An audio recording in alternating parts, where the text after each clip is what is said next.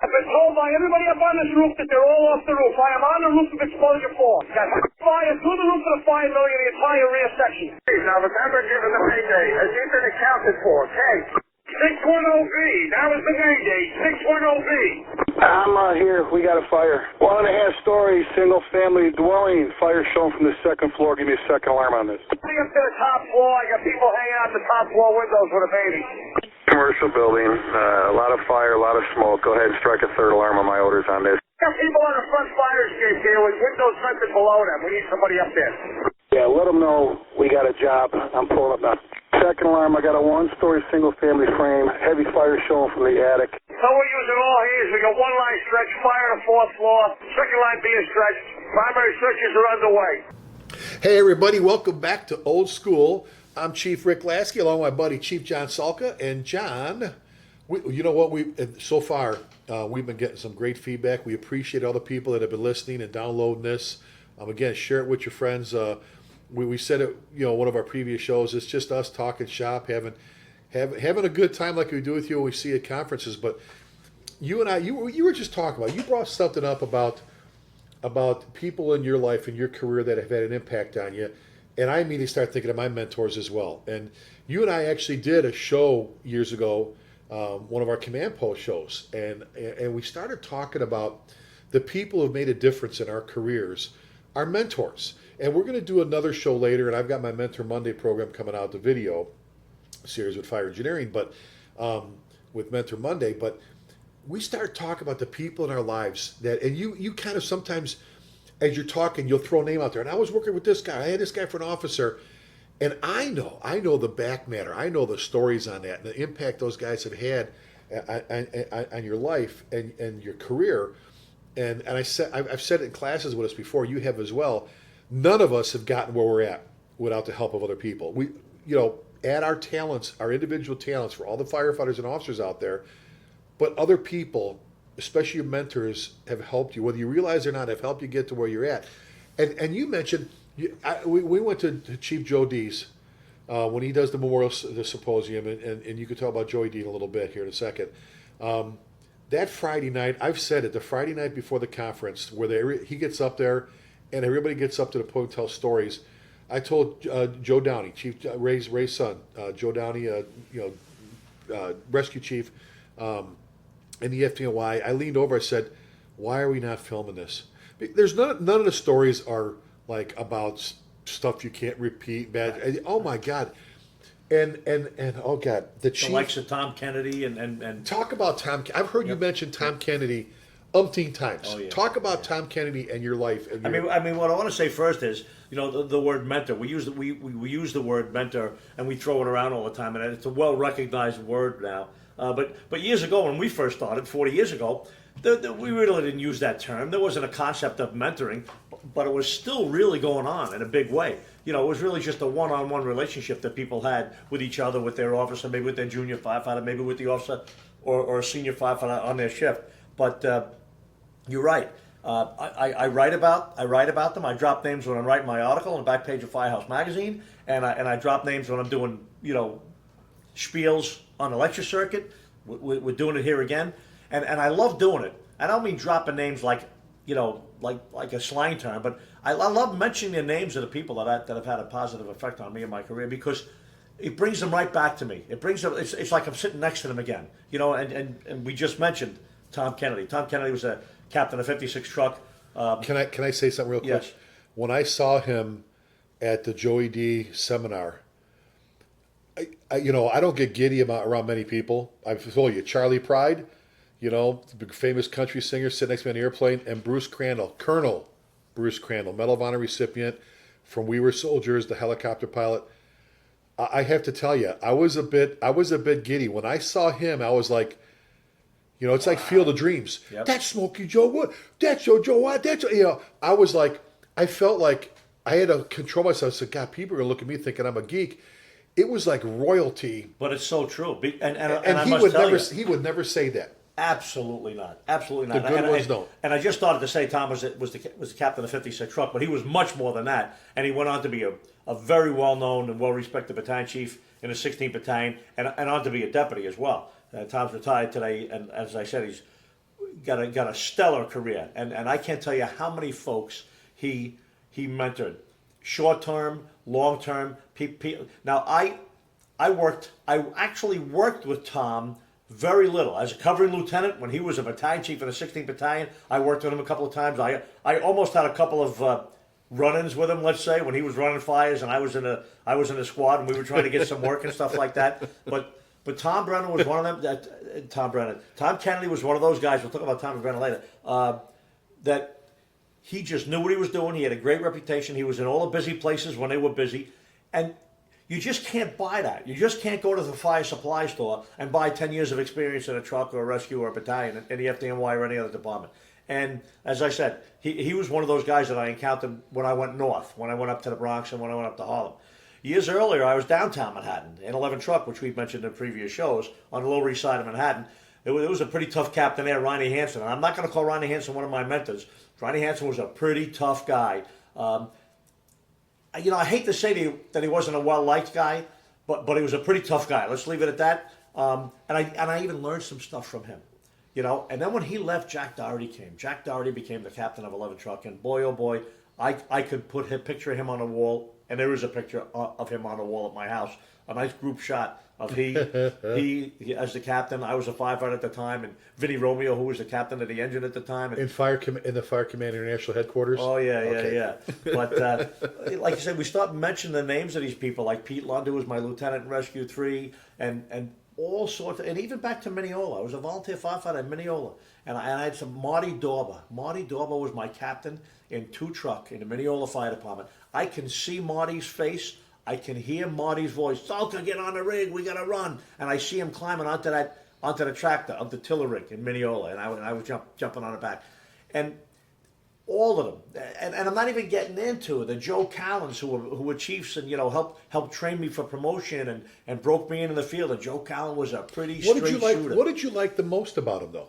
Well, what I like the most What did about you admire all the of them, most? if I had to put all of them together and say the single thing that I liked the most about all of them, and it's the same thing, is they knew what they were doing.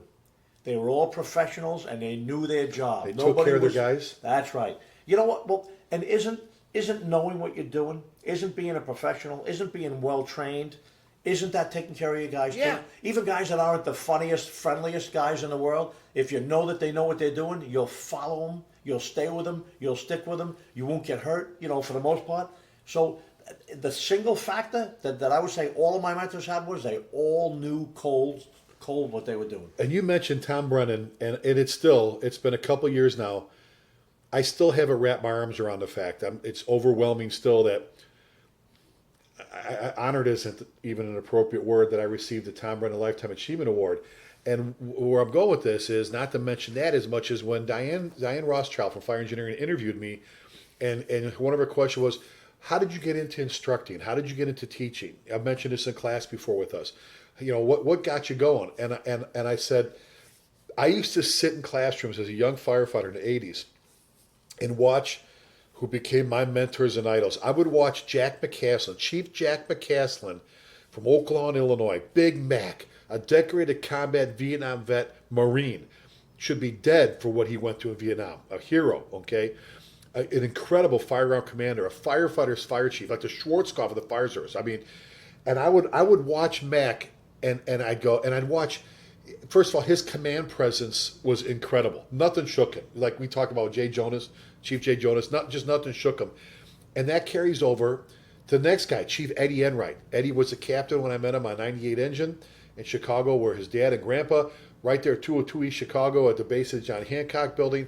You've talked so much about both of those guys. I feel like I know them. Eddie, an old SS-1, Snorkel Squad 1 guy. Oh my God, what another incredible. And I would watch them, and Tom Freeman. Tom's the chief in Elmhurst, Illinois. I can't remember not knowing Tom. Tom. Oh my God, Tom's helped me through some really rough times in my life and my career. And we've mentioned it in our books. And I would watch them teach, John. I would watch them, and I'd be sitting. They can't see it because this is a podcast, a recording. I'd be sitting on the edge of my seat. And Mac could be talking about fire behavior. He had this talent where he could talk about subjects that other people would bore you to tears. he just, God, he had a way, and I admired, I'd look around the room and I saw young firefighters like me hanging on their every word, and the impact that those guys were having, those young firefighters. I said, I want to do that. I want to have that kind of impact. It's not an ego thing. I don't want it for that. I want to have that kind of an impact. And it was the Jack McCassins, the Eddie Enrights, the Tom Freemans, Tommy Schiavino, you met Tommy Schiavino, retired from Oklahoma as a division chief there. Tommy's energy, little Italian guy.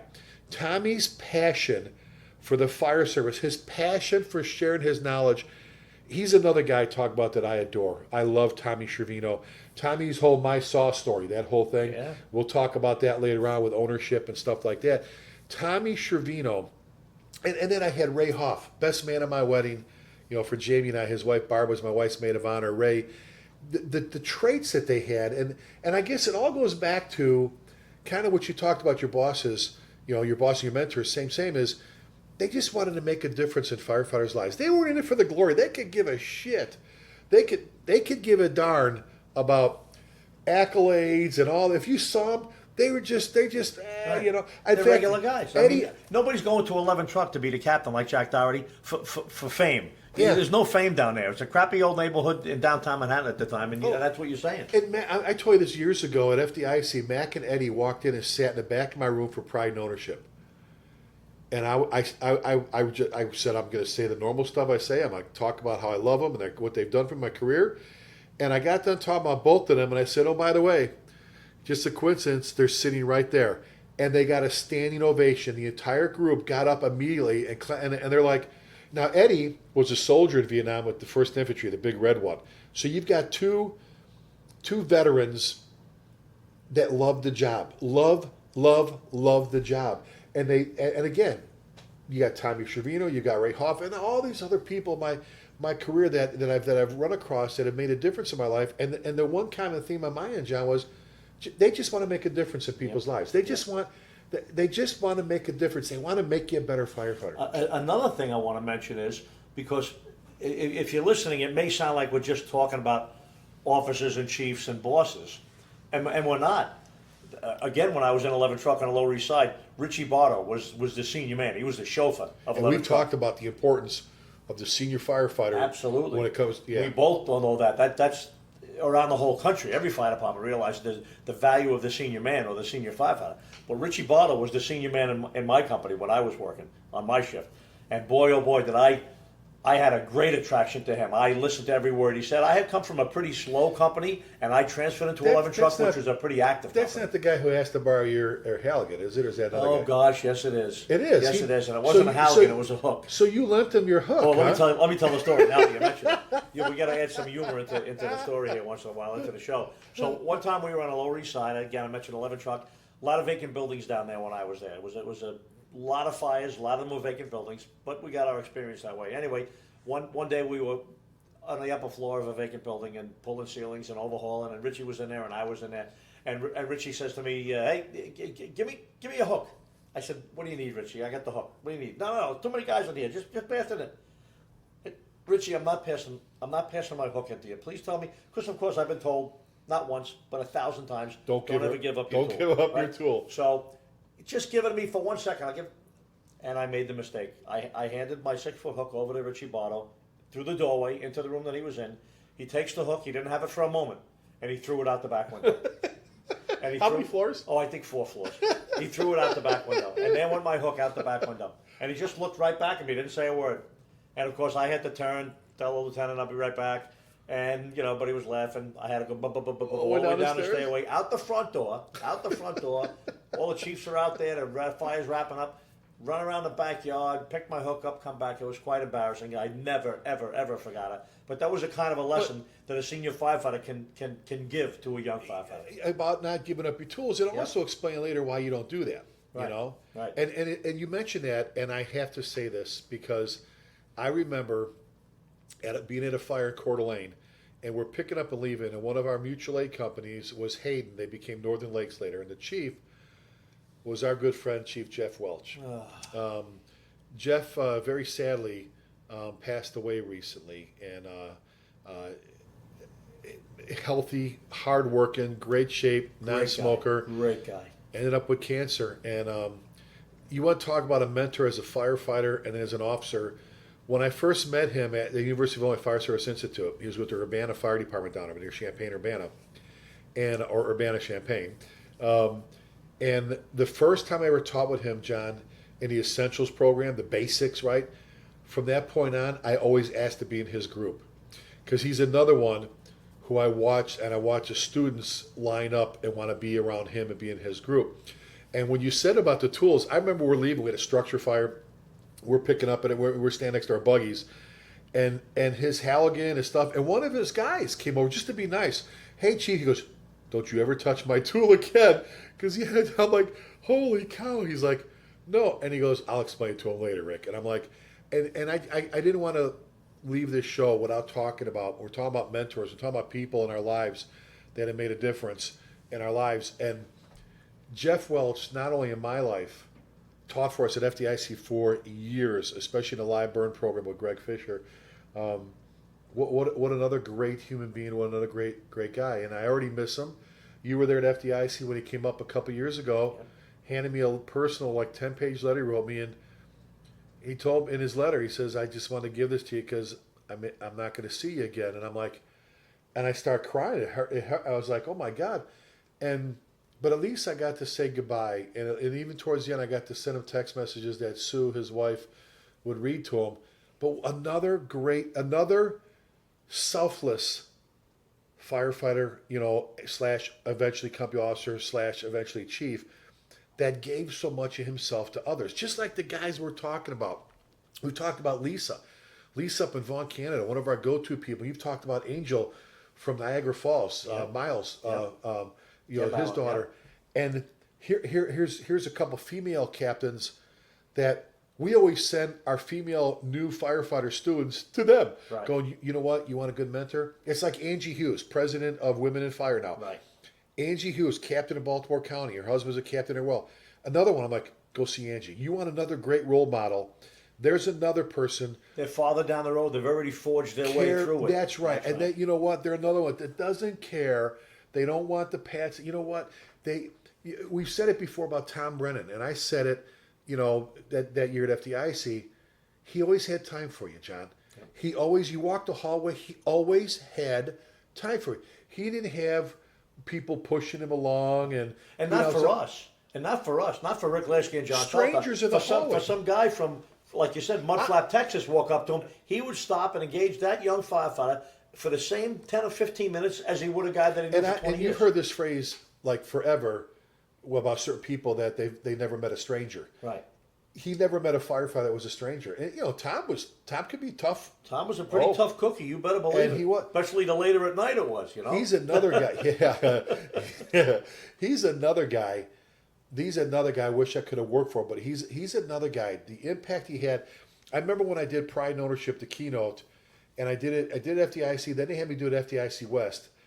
And I'm on a roll and I'm doing my thing, and I look out, and in the front row is Tom Brennan I froze.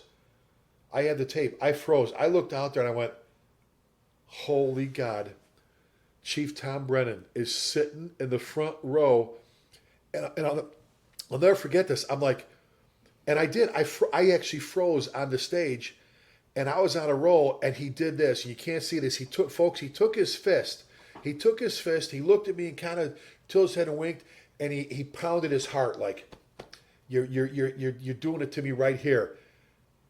And I was back on a roll. I'm like, I can't believe one of my idols went, you're getting to me, kid, that kind of thing. It's like your boss, Pete Gansey, after the first FDIC Pride and Ownership talk, Jack Murphy, good old Jack, goes, hey, come on back in the back room here, the back hallway. Someone wants to talk to you. What? Just come on. I go back there, and here's Chief Pete Gansey, highest ranking uniform member of the New York City Fire Department, wanted to meet me. He says, you know what, we need more people. We need more people with this Pride. And I'm like, yeah, Chief, you're right. And I'm like, thank you, sir. He goes, no. We need there's guys in a job now. Don't take care. And I'm like, he goes, we need more bosses. We need more bosses that are going to make their guys appreciate this damn job. And I'm like, yes, Chief. I'm like, oh, what am I doing back here? And I've got that picture still today. Stand next to him beaming. Right? Yeah. So I guess for me, like I said, I'll say it again. I'm sorry. The common theme was I guess I used to say it, I love hanging with the people I hang with, like yourself, you're my best friend, but all the other guys we hang with, because they love the fire service so much that you can't help but admire them. Right. You know, the passion thing, they're so passionate. Again, I guess everybody has an ego somewhat. They're not those people. When I think of the ego frickin' maniacs that are instructors or fire chiefs out there, I go, oh my God, these guys they're not even the same hemisphere as those guys. They don't, you know what, they just want to make a difference in the firefighters' lives through their articles and their teachings and both having mentors and then again being a mentor. Sometimes you and I, we'll get a phone call or a visit in the hallway during a convention or maybe an email saying, hey Chief, you know what, I was at a couple of your classes or I was at your last company officer academy or wherever the encounter was, saying, you know what, and the stuff you talked about, the issues you brought up or some of the things that I realized maybe I had been ignoring, and I think I turned a page. I'm feeling like a much better off. And I usually feel good. I don't go put that on my bulletin board or post that on my Facebook page, but I just feel good. Yeah, I'm so humble. I'm so humble and honored. Really? You're posting a picture of your little plastic award they gave you? But isn't it great to get a little comment like that or a phone call or a little message saying, hey, thanks for the time, thanks for spending 15 minutes with us, and we're doing much better now. Let's finish with two. You've heard me in class, and if he's listening, I love you, pal. I love you, boss. The best company officer I have ever, I'm not trying to insult anybody, the best company officer I've ever worked for in my entire life, head and shoulders above Lieutenant Bill Allen from Bedford Park. I love that man. And it's one of those things when you're a young, smart-ass punk or dumb-ass firefighter, whatever, I was both of those, all right, being Italian and Polish, right? Ha-ha. You don't even realize how good you got it and what a great, and there was times I go, God, Rick, you were working for the best of them, and you didn't take advantage of it all the time. He was a great boss, and I say this like you talk about, and I'm going to ask you about your guy in a second here. You know who I'm talking about with you. I used to get so excited, I'd run inside and leave shit in my car. Yeah. I'd forget to go. Bill Allen, he knew he could get me to re-engage. He could get me out of a bad mood. He had my back. He trained. He was the first one to do stuff. The guy, and I've said before, I was blessed to work for Lieutenant Bill Allen in Bedford Park. I love the man. I love the guy. Once in a while, he'll reach out to me on Facebook and go, nice, proud of you, kiddo, and all this. And I'm like, it makes my whole, I get all emotional. I'm like, that's Bill Allen. Finish talking about your guy. Yeah. Finish talking about your guy. Pete Lund was my boss in Rescue 3. Pete had a great career in the FDNY. He was a firefighter in Rescue 2. Eventually became a lieutenant. Got a spot in Rescue 3, stayed there for several years, certainly the years that I was there. Eventually he left and went back to 2 as a lieutenant, stayed there for several more years and retired out of there. Pete was a great, excellent boss that really knew the job and really loved the job. Taught so much to guys like me and John Norman and Jay Jonas and Nick Giordano, and I could go on and on and on with a list of great young firefighters who loved the job and got into Rescue 3 early in their careers when Pete was still there. And it was the same thing. Pete wasn't there for the accolades, for the parade, or nothing else. He was in a volleys at home. He would bring his volley fire car to work once in a while. I'd see it. I was like, all right, Pete's working tonight. That made the whole night. And you used to say it's like somebody, it's like you found $100 bill in the parking lot. On the way into the firehouse. That's right. That's how good it made you feel, And Pete, unfortunately, Pete's been gone for a long time now. Pete died in the line of duty, believe it or not, after retiring from the FDNY in his volunteer company, fighting a house fire. He came out. He wasn't feeling well. His boy was there with him. His boy's now a lieutenant, and not in the FDNY, but down south. And they couldn't save me. A witnessed heart attack, and they couldn't save him. And it was just, and just you know a what? tragic You said loss. something I want to just comment on before we're done here. You said he's gone, but he's not. Because we talk about him in every class. When I'm not with you, I talk about him in other classes. I talk about my buddies. And I know Bill Allen like I worked with him, and I never met him. And I want to bring one more point up that you mentioned that I think is a valid point for the listeners is, appreciate and pay attention to the bosses that you have. And every one of them's not going to be a buddy. Every one of them's not going to be a friendly guy that jokes around with you. And I'm not saying a guy that does is a bad boss. But you probably are going to be working for a good boss that you might not realize until you're not with him anymore.